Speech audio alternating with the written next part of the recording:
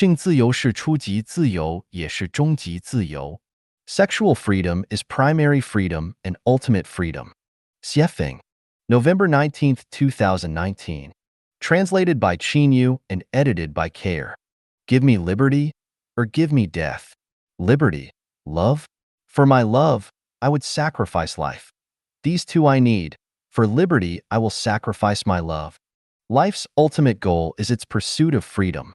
Why are people afraid of hell? Because it has no freedom. Why do people yearn for heaven? Because it has total freedom. What one longs for in jail is freedom. It is more precious than money, power, status, reputation, mansions, luxury cars, delicacies from land and sea, or top-brand clothing. Why do people not want to be slaves? Because slaves have no freedom. Why do they want to become celestials and Buddhas? Because those entities have more freedom. Can people ever get enough freedom? No. Only lives higher than ours can be fully free. The Universal Declaration of Human Rights says that all human beings are born free and everyone has the right to liberty. So what is freedom?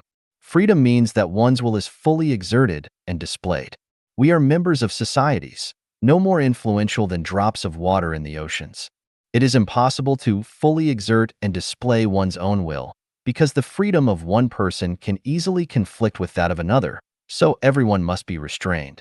Theoretically, the role and value of contracts, regulations, laws, constitutions, and so forth are to protect everyone's freedoms to the maximum, so everyone must act within their scope. Beyond this scope, freedom would lead to chaos and war, so then absolute freedom would lead to absolute restraint. Freedom is a high-level life state. People cannot have total freedom. For example, they cannot have the freedom to burn, kill, rob, deceive and swindle, humiliate, attack, slander or frame others, defecate in public places, hurt others, and so on. Individuals cannot have complete freedom.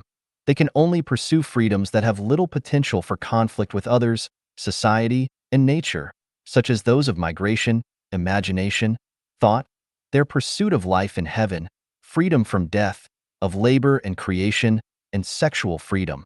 Among all the freedoms, the first freedom that people should pursue is sexual freedom because without it, all the other freedoms are illusory and unreal, not ultimate, short-lived, and ineffective solutions.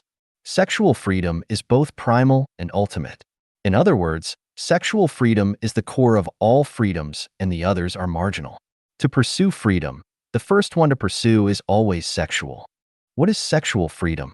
When it comes to sex, we should not narrowly restrict it to male and female sexual intercourse. Master Bodhidharma clearly pointed out in his Bloodstream sermon that nature, same word as sex in Chinese, is Buddha. When someone has sexual freedom, they are Buddha. Therefore, the meaning of sexual freedom is to be able to exist and live fully according to the Creator's intention. According to Chanyuan values, it means having the ability to exist and live according to the way of nature. For example, to see with one's eyes is a freedom of human nature. Eyes are for seeing, so if their function to do that were forbidden, that would be restricting and depriving one's freedom of nature. If one is prohibited from singing when they want to, they would lose some of their freedom of nature. Another example is that everyone has reproductive organs with purposes. They are not only used for excretion and procreation, but also for enjoying sexual pleasure. Restricting one's enjoyment of sexual pleasure is restricting their nature. If one fully enjoys sexual pleasure, it can be said that they have gained sexual freedom.